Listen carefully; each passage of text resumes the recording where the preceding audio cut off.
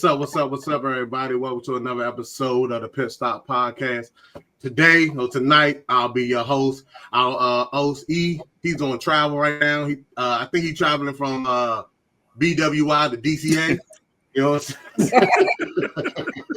Ooh, boy, he's gonna be wore out when he gets there. Yeah, man. He's doing a lot of travel. He's doing a lot of traveling tonight. So tonight I'll be the host for the greatest podcast on earth, the Pit Stop Podcast. Like I said before, I'm Jay. I'm gonna introduce some of my co-hosts right here. I got my man K Ego. K Ego, what up, though? What up? What it do? What it do, man? My network a little lag right now, so just bear with me. But what it do, y'all? Okay. And I also got the man, the myth, the legend, Daryl Chill Mitchell. Come on, bro. No, bringing in the heat. I'm out here bringing in the heat, baby boy. That's what's up, man. It's good to see you. Always, man. You know that. Always good to see y'all, man. Yeah, man. And I want to quick plug that show. I seen that's the date for the show. What's that?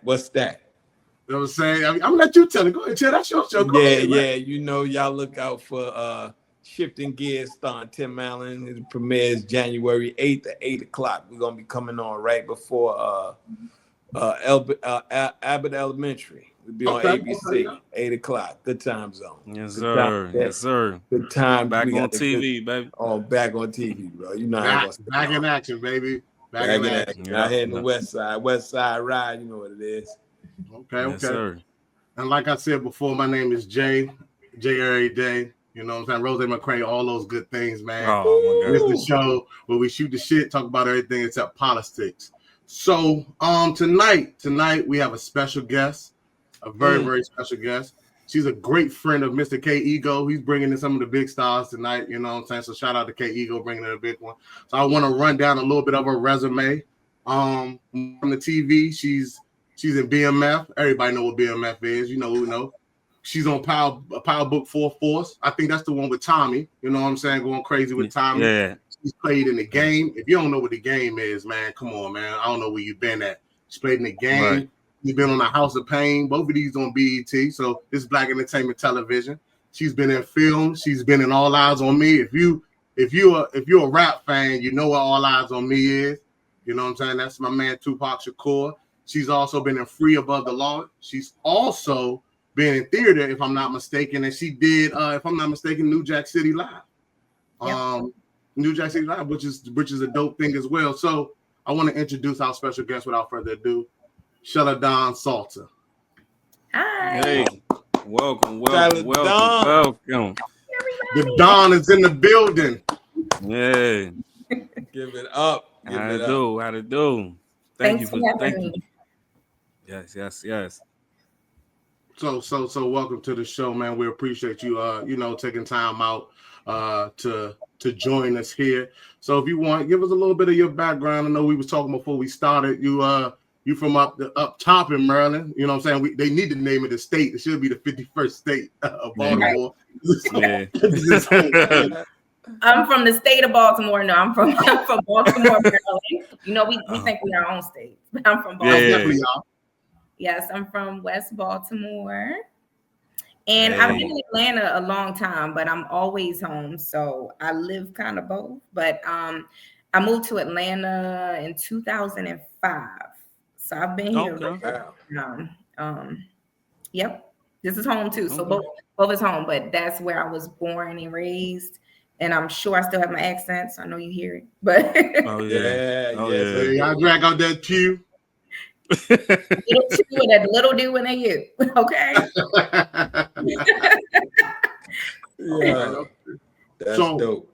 I know that as we ran down your resume, you've done a lot of great things. But before we dive into some of the stuff you filmed in, how did you get into the life of acting, or was that even your first love? Like that when you was growing up, what was it? Was that your first love? You knew you was gonna be an actress? You knew you was gonna be in film and art? I was so young. So what happened was my mother, she worked for juvenile services in Baltimore City. She was a youth counselor. So she was always looking for, extracurricular activities. So I was like 4. So before I could get involved or get, mixed up in the wrong crowds or certain things. She being that I grew up in Baltimore City, she looked for different outlets for me. So at 4, she found the program. It's one of the oldest continuous Black running theaters in the United States. It's called Arena Players. And she enrolled me in Arena Players at 4. And I did that from 4 to 13, and that was theater. And I fell in love with it. Like, it wasn't because I was outgoing. I was very shy and quiet. It was just something to do. And I fell in love with it. So I knew that's what I wanted. I knew the arts in general, because theater exposes you to so much: dance, music, art, building your own sets. Like, it just opens you up to everything. And it also, if you're like a quiet child or a shy child, it kind of brings you out of your shell. So I knew that the arts was just a gift in general. I'm very creative in general. So, but then I knew that's what I wanted to do. So even when I was in college, like I said, okay, once I finish, I'm going to pursue acting, but I want to do film and television. That's when I knew. Well, Challedon, you know, you're going to say a lot of things, and what I'm going to be doing is I'm going to be concurring and give you confirmation, because I was, you know, this is your show, so I'm not going to make this about me. This is about, but I can't help when I hear such a positive answer and reflection, because people asked me, they was like, yo, how did you know? I'm like, I just knew. You know, and the thing is like I tell people all the time, you don't get into acting. Acting gets into you. Absolutely. And you know, you just, and it's like my thing now, I'm so in love with what I do. Everything. I watch the lights, man. Just put up the lights, the grips, and you know what I mean, the sound, man. With the boom, I'm asking because I'm loving what I'm doing, and I hear that in you, and that's because that, you know, when you're 4 years old, I had an experience with a kid like that one time. He had to be about 6, and I knew. I looked at him and I told his mother, I said, "Yo, this kid got it," and she said, "Well, if you think he got it, then you do something with him." I said, "Fine." So what I did, I took him with me one day. I was doing Veronica's Closet, and I took him to the set. And I wanted to see would he get bored. So I had to do a wardrobe fitting. And you know, that is like watching paint dry. Right. And he was just asking questions and, well, why you do this? And so they started playing with him, putting the clothes on him. And I'm sitting there watching. I'm like, he's not getting bored. So I took him to an agency, but the agency wanted him to learn how to read. I'm like, listen, the kid is talented. I watched this kid come from school backflipping. I'm like, he got it. They didn't see it. So one day I'm sitting at home and I see this pop commercial, and he's on the pop commercial. And I'm like, I knew this boy had it. They see, you know, he in movies, he's doing films, he's doing music. It was Omarion. Wow. No. What? That's crazy. Omarion, and if you ever see him, ask him, he'll tell you. Chill was the first person to ever believe in me. I saw it. Wow. So the fact is, and he didn't know, he didn't talk about nothing. I just exposed him to it. So once I exposed him, he just kept going. But I knew he had it. So that's what I'm saying about you. At 4, you don't choose that. It chose you. It chose me. No. It definitely chose crazy. me. So I'm gonna be doing a lot of that. Though this is your interview, just when you say things, it resonates with me. When something resonate with me, because I'm like, I was the same way. I used to be going to, you know, we go to the hall, and you know, the brothers are speaking, and all I'm doing is at 5, I'm just picturing my brothers and sisters all up on stage like we the Jackson 5s. I'm supposed to be there listening to the words. Right. I'm up there major. I'm like, ooh, all I can see is the microphones. Wow. It's in you. It's in you. It is. It's definitely in you. And it's you can do to shake it either. Like times where I felt like, you know what, you know, because life's okay. And life you know, be life. Sometimes you like, well, is this for me? You know, you question sometimes as an artist, you know, but it won't let go of you. Nah. You can't quit. If you wanted to, you couldn't. Nah, no. I tell people, yo, you can't get out the way. You cannot get out the way. Like I said, but don't worry. One day we're gonna talk about. We're gonna make comparisons, but today it's your show.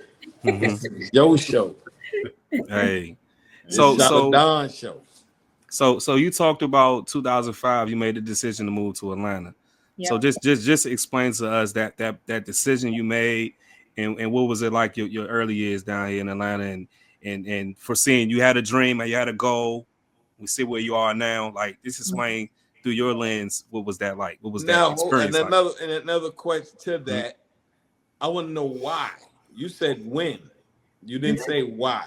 The why. I want to know the why. Yeah, I was going to ask that same question. Was that to pursue? Was that the reason why you moved to Atlanta? That was absolutely the reason I moved. It was. It was early on. So in 2005, Atlanta, when it came to film, was nothing like it is now. But a friend of mine knew that the industry was going to be here, like how it is now. Somebody told me, and I was finishing school literally. So I had came here when I was in school. I was going between, I would come home on the weekends. I would go to New York. I was going out there for auditions. And then also I came to Atlanta, and I happened to be here doing a photo shoot, and the casting director came into the photographer's studio and saw me. And this is right before I moved. So things were starting to line up for me before I even got here. Yeah. Wow. And that's how I really knew. I was like, well, I already was coming here anyway. So I was starting to kind of visit and just moving around. But my last year of school, like on the weekends, I would literally be in New York or here. And I was, auditioning. I was putting in the work my whole last year between trying to graduate, because I was like, I gotta graduate on time. Because if not, I'm not going to be able to do what it is that I really want to do. And I believe in completing what I start. So I wanted to finish school. Right. So now what was your major? Mass communications. Yeah, same degrees I got. Yeah. And that's how we was in class every time. Like every class, we was in all the same classes because we had the same major. Yeah. So where'd you go?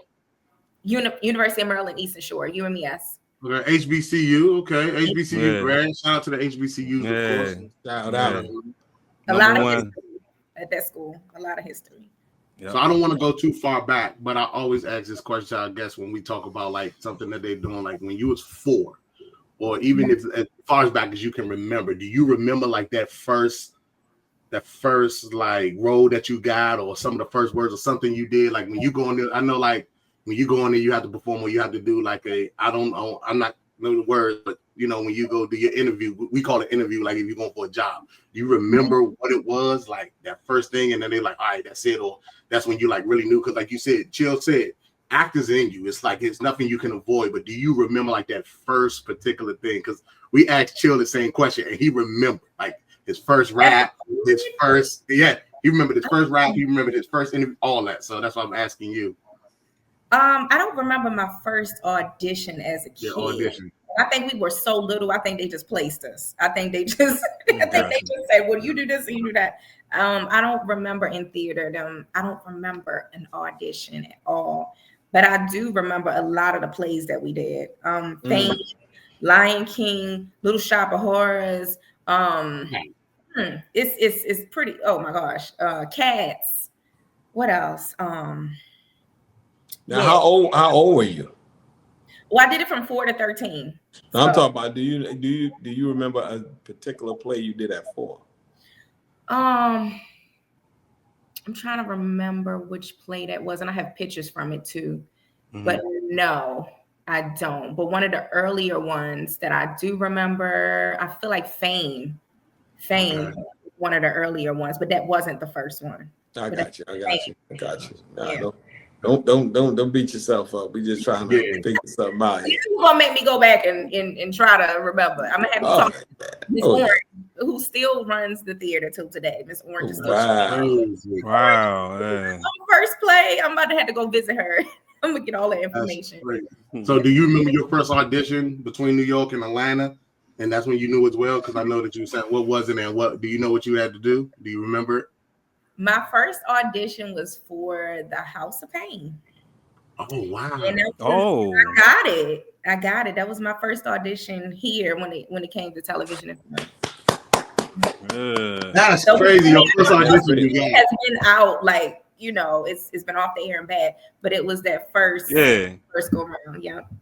Wow. That was my first time on TV, like as an actress, like being seen, and that was that's an exclamation mark right here. Like it's supposed to be, you know what I mean? Come on, man. I couldn't believe it. My mother used to mail me Tyler Perry's VHS tape. She told me about Tyler Perry. Okay. This guy Tyler Perry, and he does this Medea character, and it's so funny. And she used to mail me the VHS tapes to UMES in college, and I used to watch it. And so I was like, okay, I had no idea that Tyler Perry was going to be here. I didn't know a lot of things was going to be happening here, but I didn't know he was going to be here. Man, shout out to him, because them Tyler Perry tapes was going around. Because I fell into it. Like, I don't know how somebody gave it to me. We watched like whoever was his street team. They really did what they supposed to do. Man. Yeah, and all of them was talented. Yeah, I do remember watching a little bit of the House of Pain too, like with CJ and his brother. Like watching that through the years. Like I remember when his wife burnt down the house because she was on drugs. I remember I remember the show. Like I remember that they was all in the fire department, all that stuff. You know what I mean? I do remember the barbershop. Yeah, because he had the barbershop. And they the barbershop. Yeah, that was funny. I remember that. And then I remember, like, you know, he had the, you know, I remember the show, though. I remember the kids and everything like that. I do remember the show. Like, that was actually a good show. You know what I'm saying? So that's a shout out to you, especially being your first audition and to get it. You had to be nervous as hell. I was, and when I came on set, I don't know why I thought Tyler Perry wasn't going to be there. I said, oh, he's here. When I get there, Lance Gross is there. At the time, Lance Gross was, you know, rather new. But Alan Payne was there. And I'm like, wait, Jason's lyric is here. I'm walking by, and she's like, hi. She was so friendly. And I'm like, wait, that's Rudy. I was like, oh, my God. It was surreal. Yeah. I'm like, that's dope.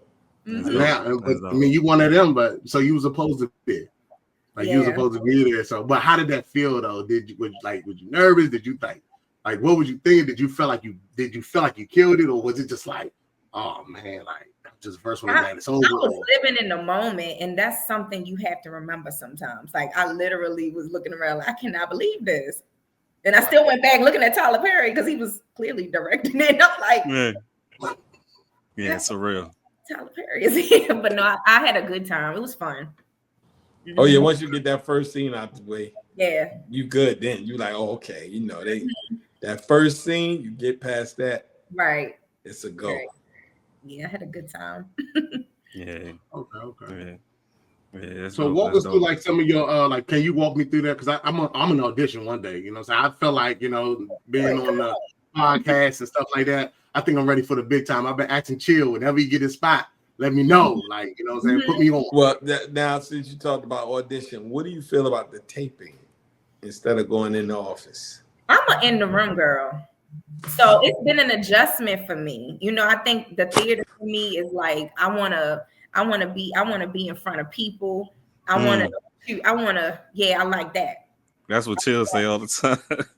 So that taping thing, I mean, it's something that we gotta get used to, and I mean, especially since the pandemic, I've got, because that's a whole other skill set. Well, I'm gonna tell you, this new show I got with Tim Allen. Yes, they came and got me. That's it. Direct auditioning for nothing. Love it. Else. Direct booking. If you try to tell me I need to read, I'm gonna send you it's over. That's it. Over. What I've done and see if you think I can do it again. Okay. Yeah, nah, we ain't doing this. And I like the audition. Don't get me wrong. I love going in. I have gotten auditions and didn't even get the script. They just be like, you know what, man, give them because I do not just getting cut up. So a lot of it is going in there and selling your personality. You know, as well as the script. You can't do that. You just got to read and send the lines. I can't work with that. I don't think I booked anything doing that. Every time I've gotten in the room, I've booked. If I got then I booked. It's the self tapes. It's where I'm like, I don't know. you know. Mm-hmm. So what's the difference in the self tapes? And I mean, I know what you mean, but like, what's the real difference in the self tapes and the live book? And I would think that the self tapes may be easy because you don't have the audience around you, so you don't have no reason to get nervous or anything like that. So what's the difference for both of you guys, Chill and you? Challedon, what's the difference? For me, I think because I started in theater, it's having that audience that does it for me. It's having people, literally real people to feed off of. And I feel like it's raw. This is what you're getting. And it's the tape. I think you overthink it. It's like, oh, I can do it again. It's just it's not authentic to me, as authentic, unless it's in person. But what I started to do with my self-tapes is I'm only going to do it but so many times because I don't want to start overthinking it. So it's like, okay, like 2 takes. I read something where it said only give yourself a certain amount of takes and that's it. And you pick from that. What about you, Chill? For me, let me tell you, one time I auditioned for a play called The Day the Bronx Died. It was doing in the Long Wharf Theater in Connecticut, New Haven. And I went in that audition room with a hero, Meatball. I was starving, and I told them, I'm going to eat this sandwich before we get started. Yo, and sat there and ate my sandwich. And they was like, oh, no worry about it. Go ahead, man. It's all right. And I know the people outside was mad because they was waiting for at least an hour because I had to eat my sandwich first. And then we started talking about the play. Okay. They were just like, yo, man, you got balls to do that. You deserve this role. Yeah. So it could be anything, man, that you can do in the room at the moment, you know, that you can get the role. Right. So that was me. It was just like, but see, ignorance is bliss because, you know, I was a rapper before, so I figured that, yo, I ain't worried about this. I was always go back to rapping, which, no, it didn't work that easy, but so I thought it did. But it was just like I would just go in the room and I would just be me a lot of times. And I would book just on personality alone. Because I'm like, my job is to trick y'all into believing I'm what you need. Right. So that's that, you know, actor / hustler. Yeah. There you go. So and hearing that, like, it puts me in the mind frame. So we know acting in the industry is very competitive, going for roles. You know, you're going against other notable actors and actresses that have the same experience as you. Describe, like, what's in your lens, like, discussing how to deal with those challenges. What do you do to try to get the upper edge on the specific role, like, as far as you know, when you auditioning? Nothing. Grace say she ain't gotta do nothing, Playboy. I don't think about other people when I'm doing an audition and who possibly got it or who might, you know, get the audition. I don't really think about that. I think about me as the character and I take it from there. So this is what I bring to it, and you know, if you like it, you like it. You know, I'm not, because at the end of the day, either you are or you're not. And what's for you, and that's why that competition thing, I'm like, it's really, you can't compete with what's for me. Got you. I like what a producer once told me. He said, listen, this is the thing. When an average person go in a room, they got a 10% chance of booking. He said, you got a 50% chance because ain't nobody coming in the room like you. You bring your own props. Talk about me in the wheelchair. Like, you bring, who else coming in a wheelchair? And then you deliver. He said, you got a 50-50 shot, bro. And most of the time, what happened, I would go and read something, and they'd be like, well, Chill, you wasn't right for that, but we got a role for a teacher. She a woman. We're going to just change it as a man. To give you the role. So, you know, it's like I said, you go in there, but that's the key. I'm going to say one thing to you. When you go to audition, show up for work. I don't never audition. I go to work. I prepare for an audition like I go for a job. I ain't never had a script in my hand, ever. That's a gem. You don't show up, though. I tell people, don't show up to audition. Show up for work. Wow. Yeah. So that'll knock out half of the fear. Because you know you unprepared the best you could. Right. And you ready to go for war. And my whole thing when I get, you know what I tell producers too?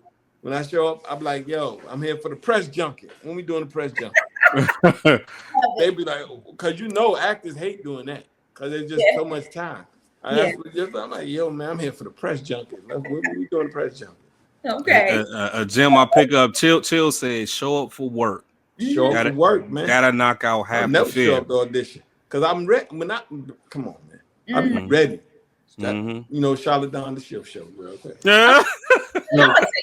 Show up for work. Don't ever audition. Show up for never work. audition. Gotta knock out you half audition the fear. right there. You done lost. Yeah, but you said something too, though. You said something too, Challedon. You said you don't have to peak for something that's for you. No. That was tough. You don't have to compete for something that's for you. I tell people that all the time, bro. What is meant for you, is meant for you, and if it's not, it's not. Nope. See, here we go again. The role of Bishop came down to me and Tupac. Wow. I know for a fact I couldn't do what he did. It's not in my energy. Mm-hmm.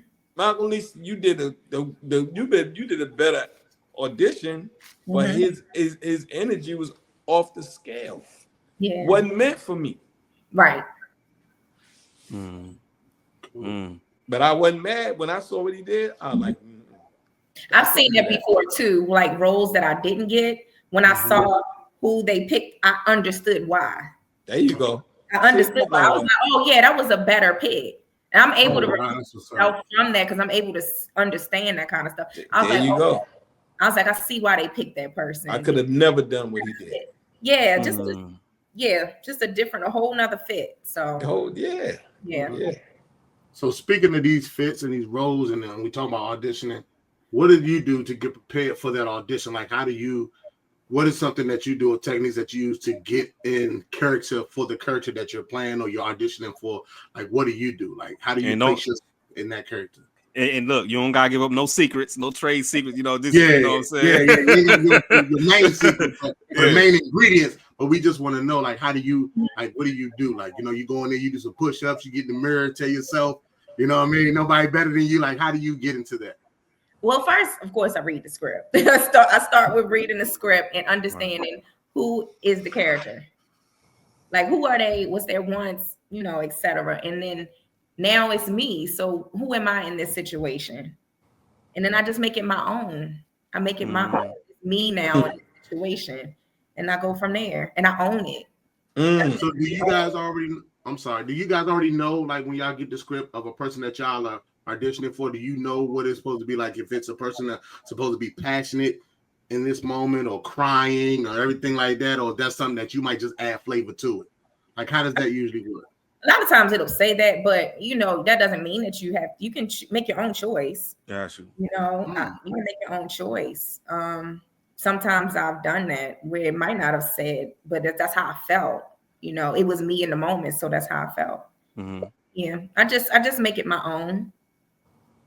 Concur.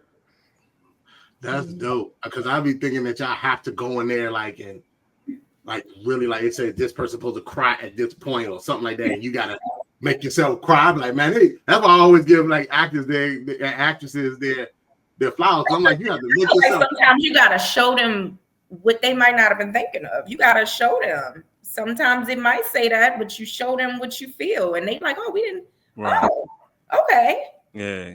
It's kind of your stage. So I'm not saying like just disregard everything that's there, but you can show them something different, I believe, because I've done that before and it worked out in my favor. So that's super dope. That's super dope. That's super dope. So BMF. Okay, go ahead. I'll let you go ahead. BMF Power. How did that stars Top 50? How did that happen? Which one you hear about first? Power or BMF? Let's do Power. We can do first. Yeah. Which one? Did you say Power? Go ahead, Kenny. Yeah, Power, because that's already that's been released and everything. So Power, how did that come out? That was in Chicago. So I went to Chicago to film that.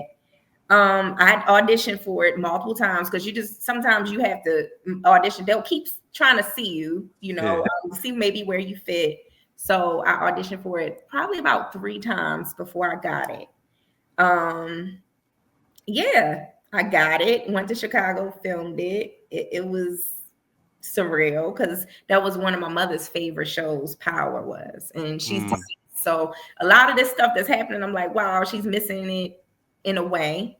But you know, a lot of that I know she would have really been proud of. So yeah. But as far as BMF, I had auditioned for that show a lot.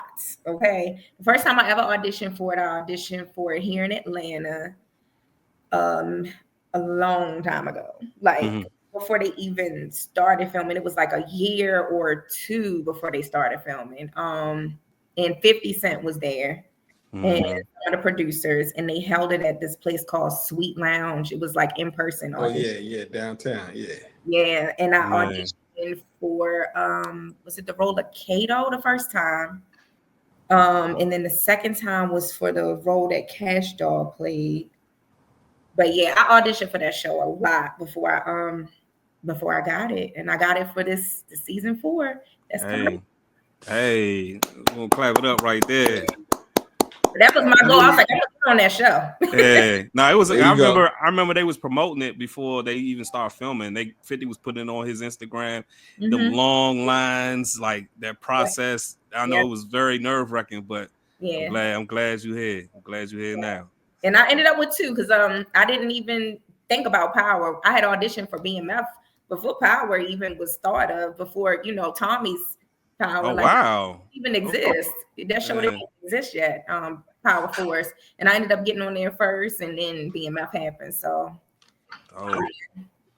that's super dope. I mean, you said, hey, listen, it works out because I think both Kato and Cash Doll's character are dead. So yeah, a lot of people. They are deceased. So they are unalive, as people say now. So that listen. Now we get to see you in, season 4, episode 4, man, and it's probably gonna be even doper now that both of them are out. Both, Meech and his brother, Southwest T are both out. So we're probably gonna add some more flavor to it. I didn't even think about that, but you're right. Yeah, out of jail now, so it may be a little more even in depth or whatever. So you probably got it at the right time, like you know what I'm saying. Things happen for a reason. It's like that show was created at the perfect time, like it was. They both get out now.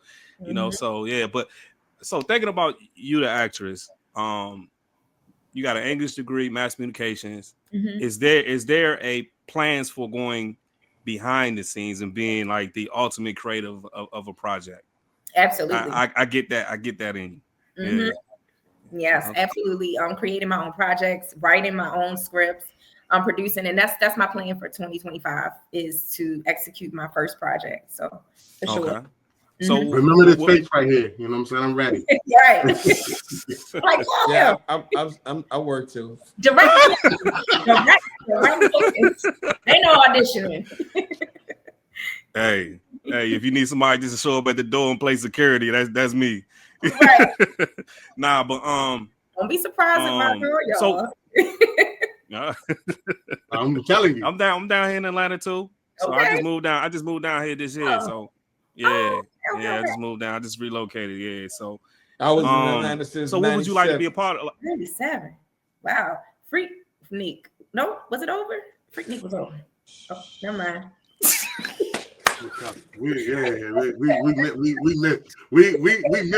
We missed Freaknik, boy. Yeah. Boy, if that was HBCUs and we missed it. Hey. Look, I came with the BMF era, so I'm like, for me to be on that show, it's like I remember. I remember.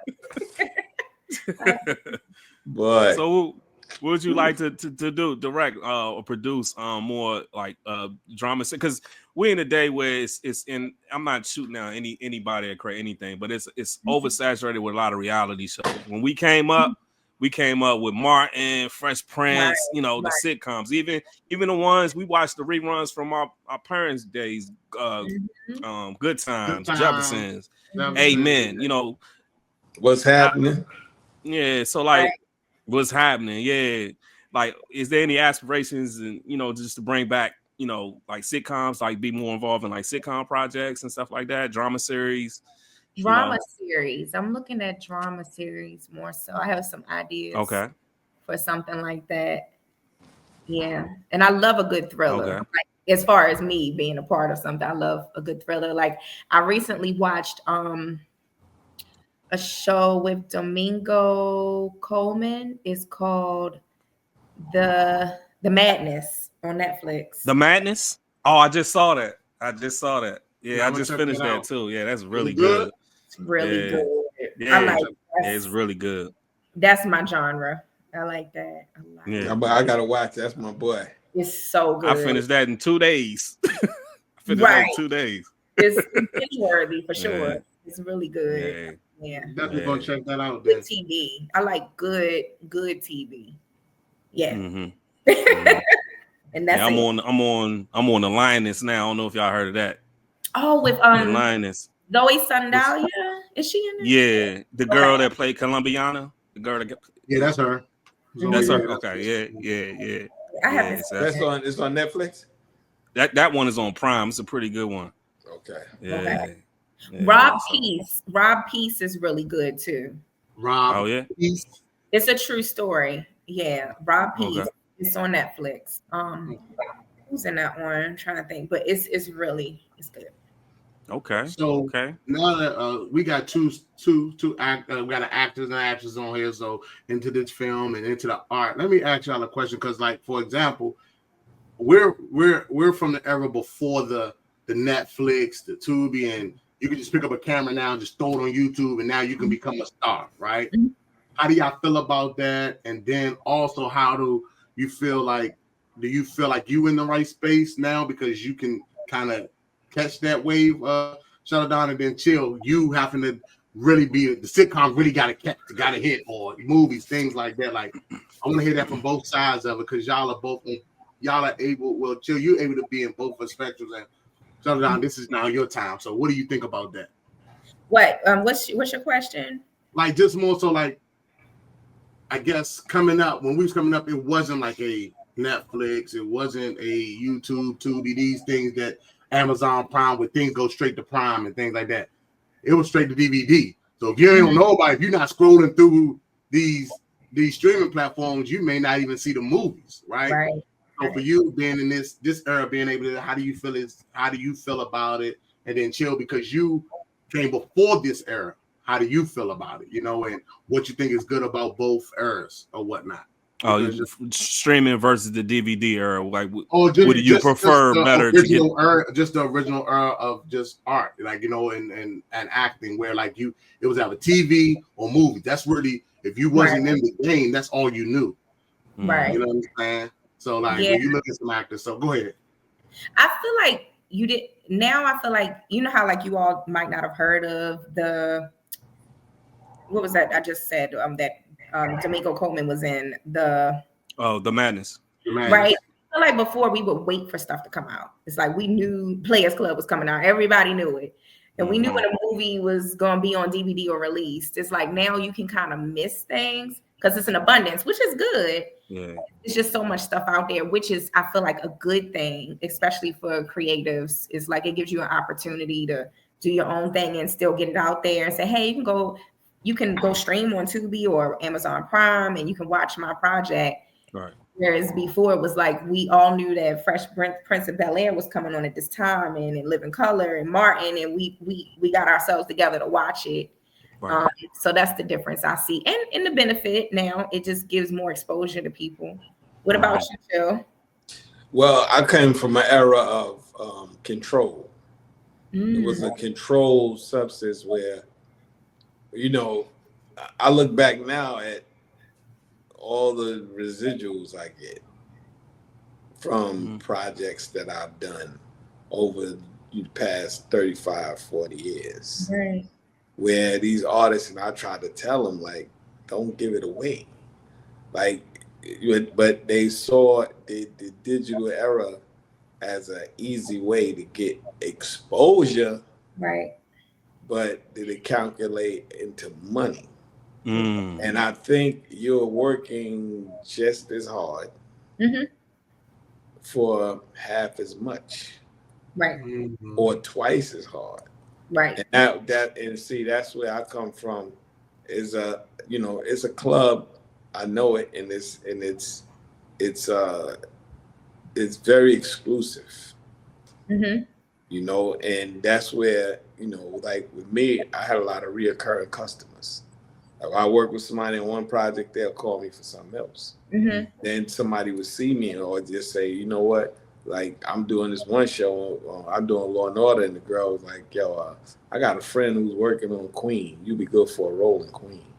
Right. So you know, so they would, you know, recommending me, but that's the whole thing, man. It's like I see people, so much talented people. Mm-hmm. You know, they want to, you know, because they got to catch the wave.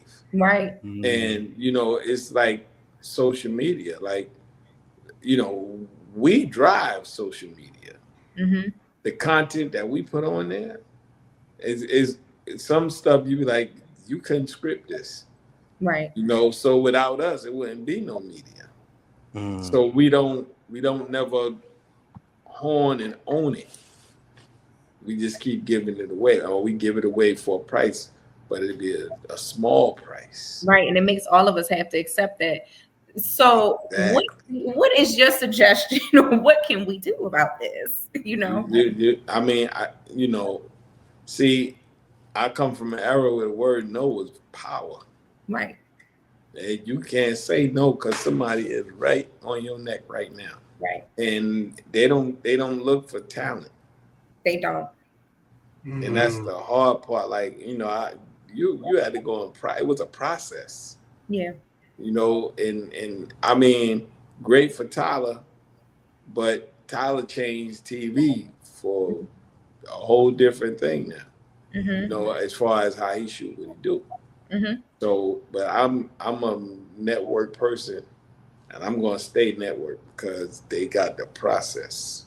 Yeah. Of what they do, and you know, I'm not knocking what he do because it's a winning formula. Mm-hmm. Just don't win, you know. And network don't win for everybody, you know. Mm-hmm. But it's just a fact. It's a different formula from what I'm used to. Gotcha. So what advice would you give, you know, newer actors that are breaking in the industry or interested in getting into the industry? Well, now because of technology, mm-hmm. you can do your own thing for little or nothing, and then try to grow from there. But aim, you know, it's a different prospect, and everybody gotta adjust. But aim to say, yo, you know what, I'm gonna start here, but I'm gonna get on network television because mm-hmm. it's starting to come back now. Mm-hmm. You know, this show with Tim Allen coming back after 10 years, he ain't coming back for nothing. So it's starting to, you know, sitcoms are coming back. Damon Wayans, and they got a show. So, you know, and black shows at that, you know what I mean? Right. Are coming back. So it's it's time to really say, yo, you know, tell your agent and stuff like that. They gotta, you know, bring you to network. I want to see you on network television. Okay. Mm-hmm. Yes, because it's there. You know, even if it's just a meeting with the cast niggas, just so they know you are live. I'm here. Mm-hmm. And you know, because now they, you know, they'll you can get in the room. Mm-hmm. You can get in the room. So that's what you want to do. Because that's the thing. That's why I wanted to know what brought you to Atlanta instead of coming to LA. Mm-hmm. Good question. Why didn't you come to California? What made you stop in Los Angeles? I mean, excuse me, what made you stop in Atlanta? Atlanta was newer, and it seemed not, because it's not going to be easy either way, but like a newer area to get your foot in, and then also more affordable, closer to home, multiple reasons, you know, just the Southeast region in general, you know. So it's instead of moving across. I think I've never worked in Atlanta, and I've lived there for never. You know what's so crazy? I rarely work in Atlanta, which is crazy. And it's like I came here, but I rarely work in Atlanta. I would say I did one independent. I worked in Atlanta since EMF. That's it. One independent project, and that was with this guy Tom Cavanaugh. We did, and that's other than that, I've done nothing in Atlanta. Yeah, I've been to Chicago quite a few times, like with 61st Street, and Wow. But that's why I was. So that's why you went to Atlanta instead of California. Mm-hmm. But you see, the mainstream projects are going to be getting casted out of here.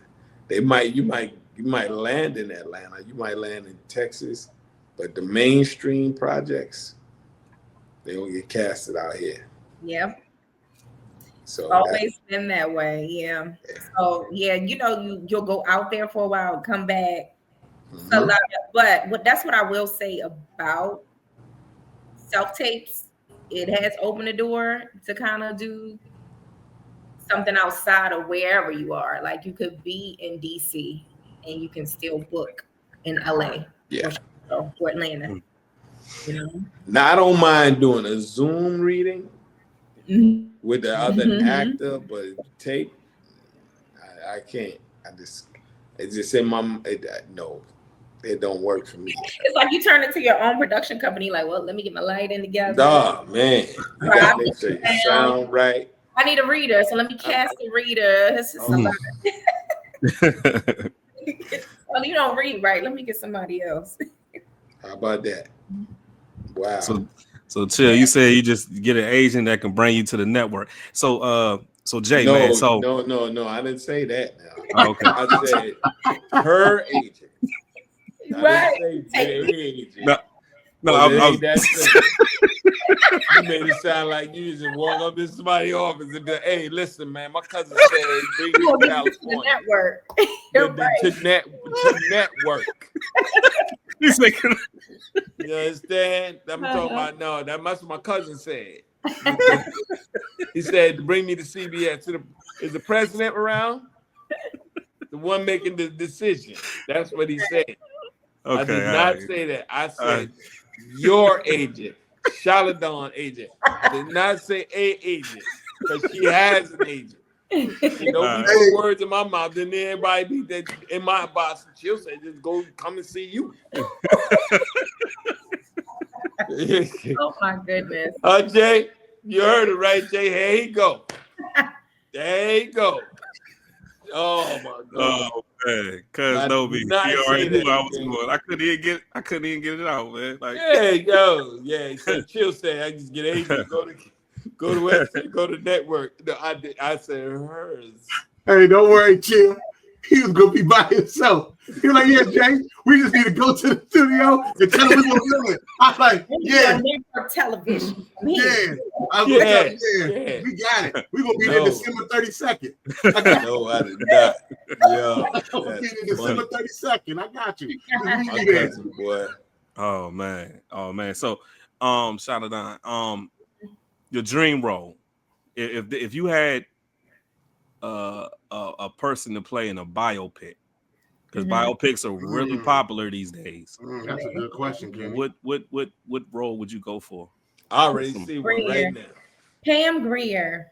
Ooh, okay. That's a good one. That's a great one. Nice. What are you gonna say? Who? Lynn Whitfield. Oh. I like that. I've met her a couple times. She is so sweet. Like I love her. She's so sweet. Wow. I never thought about that. You give me that Lynn Whitfield energy. I would be not work with her. I would be honored. we did Thin Line Between Love and Hate. That's why it's like you give me that vibe. She said, and like you said, she is so sweet. She is. Yeah, very far different from the character she played. Oh, them choices. That's my favorite character. Yeah. You know I love you. I was like, Lynn, you need to go home and get some rest after this day, boy. Right. God. Like, I'm good. I'm good. She gave Martin hell. Yeah, that was a hell of a role. That was. I mean, she's amazing. Like, it's so crazy because I loved her for so long as a little kid. I thought that she was Josephine Baker. Oh yeah, killed that role. Like my mother said, that is not Josephine Baker. Her name is. I said Josephine Baker. I want to watch Josephine Baker. That's so cute. That's cute. Really made me want to learn a lot about Josephine Baker after watching her. Oh wow. Yeah. Wow. Why Pam Grier? I mean, Sheba baby, but you know what I'm saying. I just love Pam Grier. I just love her. I just do. And I like Black exploitation films and everything. And I just really feel like she made an impact. Like she, at a time, at that time, she just really made an impact. So, Right. yeah, I like her. But you know what? See, now, Black exploitation. Mm-hmm. What does that mean to you? I try not to look at it in a negative way. I can see how some might. But I'm looking at it from maybe her point of view and what she, as an actress. Right. Yeah. So I think it would be good to do that biopic because it would tell another story. Maybe what she went through and how she felt or whatever. We don't really know all of the details behind it. So I think it would be good to shine a light on that. A lot of people call it Black exploitation. To be exploitation, you have to be exploiting something. Mm-hmm. It was the Black experience. Right. It was us telling our story. Mm-hmm. Mm. Okay, why isn't what's Al Pacino? Why isn't Scarface an exploitation movie? Yeah. It's a great classic. Yeah. It is. All of them. Why is it The Godfather an exploitation movie? Yeah. So you put a label on our stuff. Yeah. And you know who killed our stuff? We did. Yeah. Because we started boycotting and picketing, and now look at these movies. And it killed a lot of careers of great Black actors. Because of what we exploiting. Not exploiting. Nah, the stuff that they was telling was really happening. Mm-hmm. Right. Now look where we are now. As you see, the thing is, they stopped the progress. You'd have seen growth over time. Mm-hmm.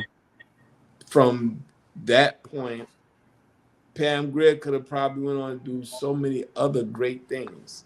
Then she had to come back when she shouldn't have, but she never left. Yeah. They left her. She didn't leave. Was that Jackie Brown? Yeah.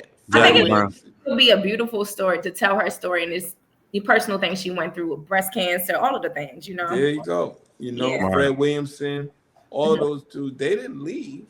They left them because they're like, oh, we can't make these movies. Right. Mario Van Peebles and all this stuff. Yeah. It was just telling our story. Right. Wow, like I never thought about it. I never thought about it in that way. It killed a lot of careers of great actors, man, because they the same thing. What you think they try to do to rap? Yeah. So everything we do is always under. It's a problem, right? Until they get it. Yeah. Mm-hmm. Once they get it, then but it's always rap music needed to die. Why? Why? Yeah. And the same thing with the movies, the Black exploitation. I call them the Black. They were films. Mm-hmm. So but it's just it ain't a wrong. You know what I mean? It's what it's called. Right. But I'm not saying you're wrong. Don't get me wrong. I'm just saying that's my perspective of it. From doing it so long and sitting down and talking with Jim Brown and and Antonio Banderas and you talk to these people, man, and you listen, you be like, wow. Fred Williamson, what did they say? Like, what are their thoughts? Like Fred Williamson was funding his own movies. He was paying out his own pocket. That was before, because nobody else wanted to make these movies. Then that's when he started hiring all of them to come together and do these movies. But that's the thing. He was like, yo, it was Black people who did all the complaining. But they felt, oh, you just putting us out there and this and that.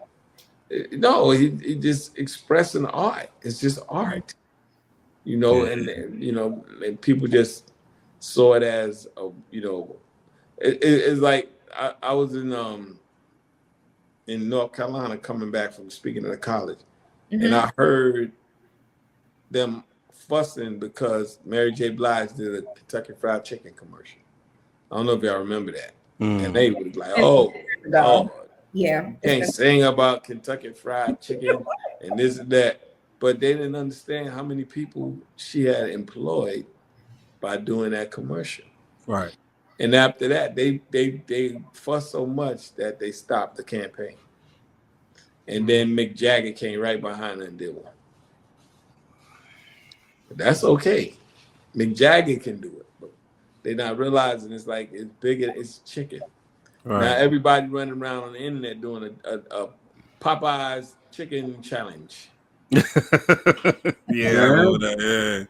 Yeah. That chicken sandwich. everybody doing the chicken sandwich challenge. Yeah, man. But we kill us sometimes.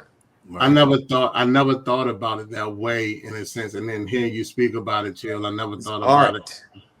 And for you too, Challedon, like he said, like I never thought of it because like we'd think about it from the outside looking in as here go the stereotypes. Like but it's a great thing that she's gonna do. Okay, right.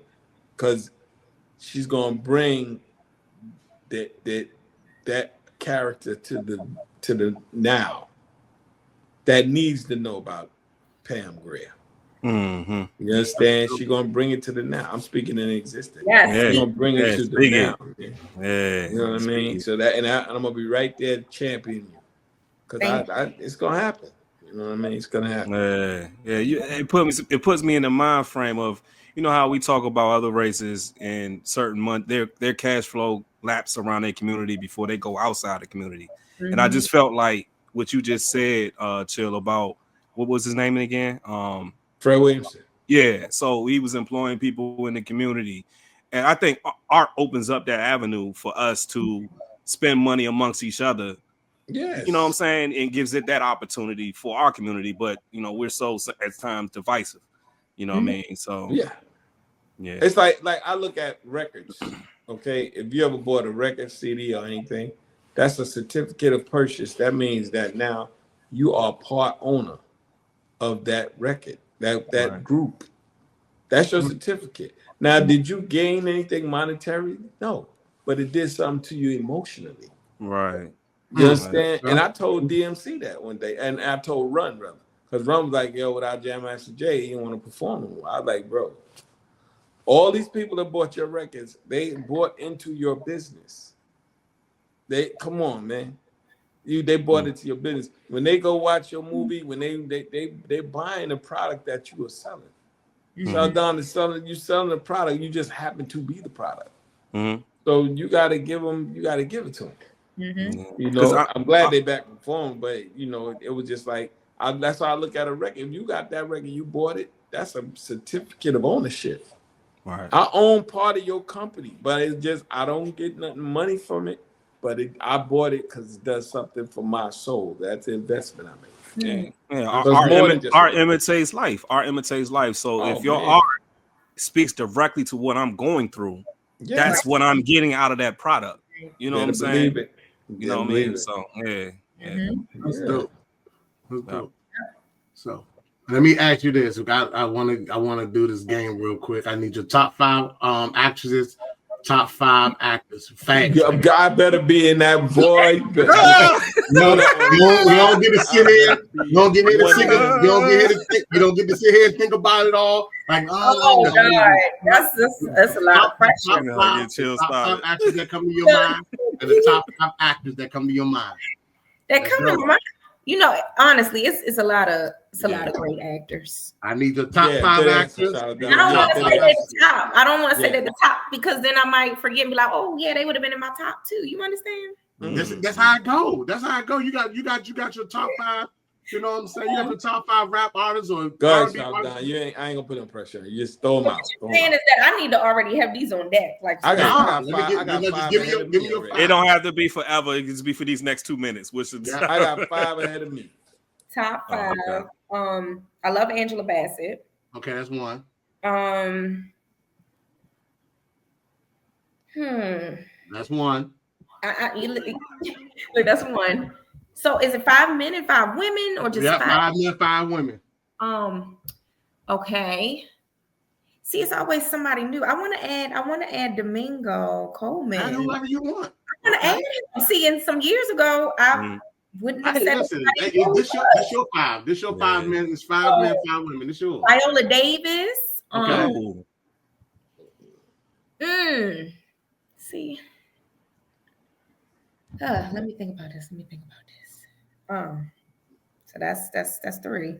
Mm-hmm. See, it's just so many actors that I respect and that I admire their work.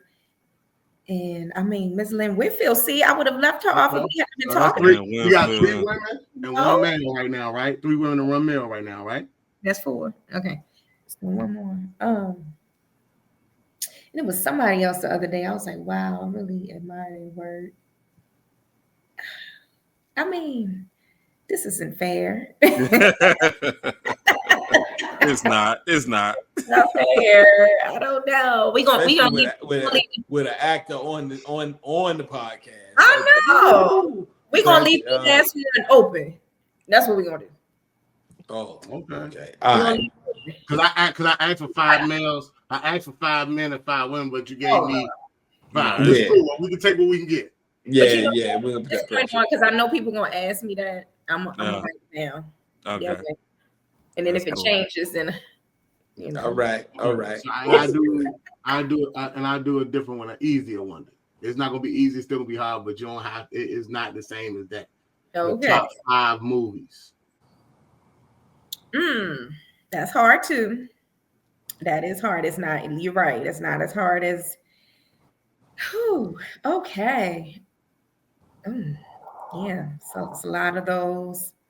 What genre? Like your top 5 movies. It don't matter what it is. So we'll say this, Jay. Drama series. But when you say that, then you may miss out on some great movies. Right. Okay. Well, I ain't gonna mess your question. All right. No, if you want to do drama series, I only said that because she have an interest in creating more drama series. I was that's fine. That's cool with that. Let's go with that then. We just name some movies. Okay. So of course, all of our classics. I love Juice, Menace to Society, Poetic Justice. Belly, Friday, of course. Boys in the Hood. Come on. Yeah. What else? So of course I love all of those. I know I'm missing something. Oh, it's a lot. It's a lot out there. It's a lot. Yeah. I can't even be mad at you. But let me think of some other movies. Well, Challedon, all the movies you just mentioned. Yeah, I was in the movie. That yes. Door. Yeah, I was waiting. I was waiting for it. I know. But that's way before your time, so I gotta let you live. No, but I've definitely seen them. Yeah, I know you saw them, but I remember. Oh yeah, we opened the doors for all them movies. How about some television shows? Let me name some of those. That's fine too. Living Color, Fresh Prince of Bel-Air. Yeah. I already talked about those earlier, but these are the Cosby Show, different world, which made me want to go to college. That I could not wait to go to college because of a different world.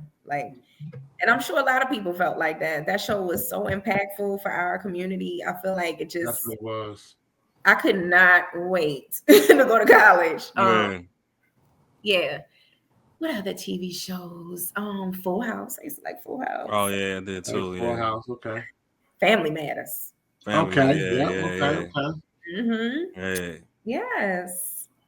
We got a lot of good TV. That's like our whole childhood right there. Yeah, like everything sitcoms, you said, all sitcom. It shaped us to who we are today. To be honest with you, I think we had a great flow of TV shows and movies. I mean, you know what I mean? Like when you think about it, especially for blacks, for us, you know what I mean? All I wanted to see was rerun this, boy. Right. And then, some of the older shows, Fred Sanford. Oh, yeah. Sanford and Son. Yeah. Jefferson. Don't front now, because I know y'all going front on them, but y'all know y'all watch the Andy Griffith Show. Oh yeah. No Most blacks, definitely. no I way. did. One. I did. It was I used to one watch black. it with my grandfather You in had to Matlock. watch it, man. Come on. So for me, Golden Girls. what? Matlock, Golden Golden Girls. Yeah. Golden Girl, yeah, that was my grandmother. I still watch that. I watched Man. it. Like I watched the reruns of Golden Girls. Let me ask you this: like some of your hobbies, things that you do to occupy your time when you're not active. Well, outside of traveling, because I love to travel, I'm a real estate investor. So, yeah, I love real estate. Yeah, I love to like, knock some walls out and redesign everything. I love that. Oh man! So you do commercial or you do residential? Residential. Okay. What areas? You buy Atlanta and Baltimore. You buy to flip or you buy to rent or both? Both. Okay.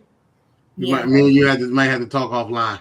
Yeah, the next I want to do a new bill. I haven't did that yet, so I want to do that next from the ground up, like design everything and. It's dope.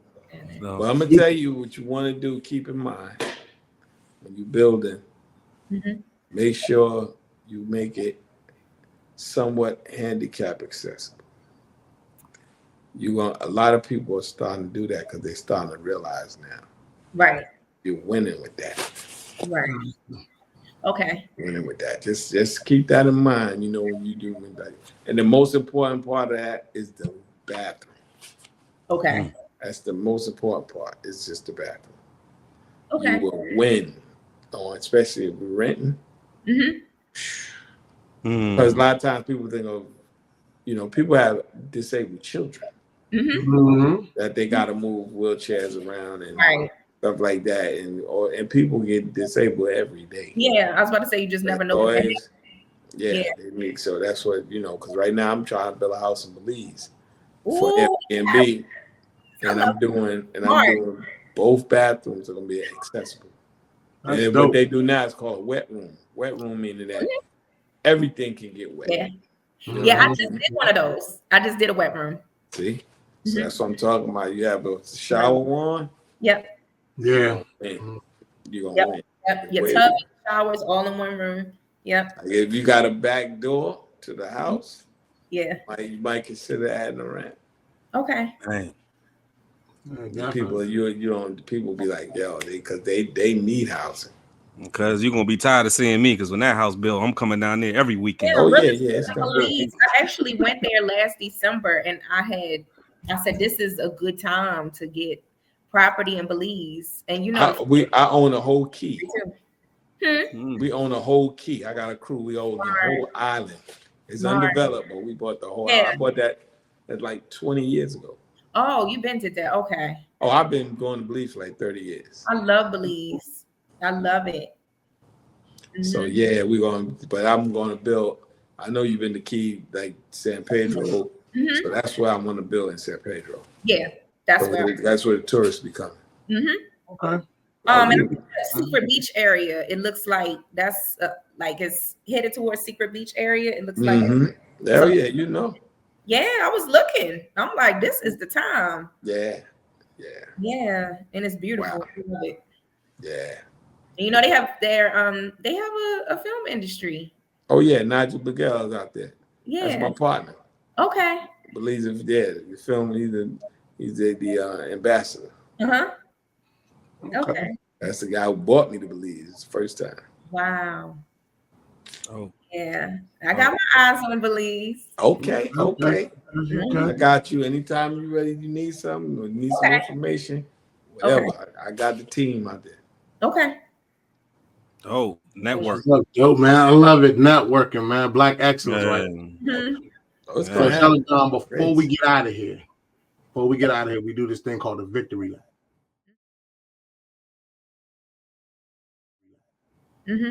So for us, the Victory Lap is something that can be inspiring, something that means something to you, some information you want to give out to somebody, anything like that, whatever you want to say that can, you can leave us with a gem, whatever it is. It's just something that we do, the Victory Lap. You know what I'm saying? So if you have anything that you want to say in this Victory Lap, the floor is yours. Couple things. So one thing my grandmother used to always say, whether the task big or small, do it well or not at all.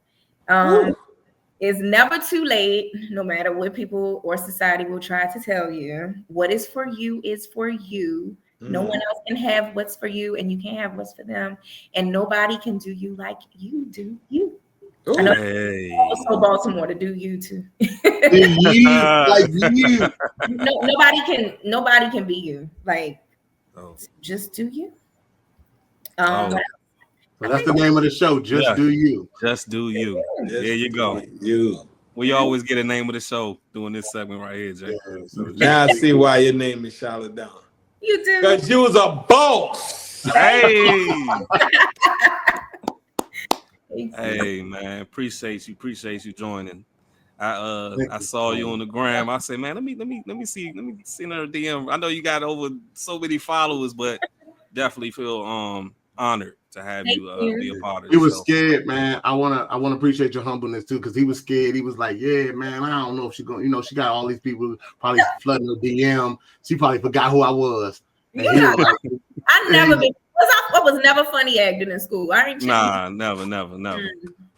So when he said you respond, he's like, "Oh, it's not you respond. I got to get her on the show." I was like, "That's what's up, man." So oh man, it's much a blessing. I appreciate this. Thank you. Right. Appreciate y'all. Thank you for asking me. I had a really good time. This is probably one of my favorite interviews. Thank you. Well, you always welcome to come back. We love to have you back. You know what I'm saying? At any time. Thank you for gracing, blessing the show. Is there anything you need to promote? You want to talk about it? How they can follow you? Follow me on Instagram at Miss Ask About Me. That's MSASK About Me. Yes, get ready for BMF. That is going to be out in spring, and I have another show called Conspirators that's going to be on AMC All Black. Really good show based out of DC. I can't give away too much, but that is coming out January or February. I'm a series regular on there. The role is really different. I don't even look like myself, but just look for my name. You be like, that is her. Wow, that's right. It's the bet. That's the bet. We're gonna catch you. We're gonna catch you. Year. Yep. And a couple more films coming out. One is called I'll Find You. Right now it's in post-production, and then also Deceitful Lies. So. Okay. Ooh, we will definitely be looking out for all these projects that's coming up.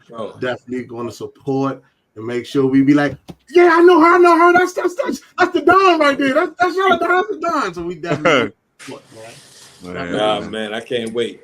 Yeah. Thank you so much, y'all.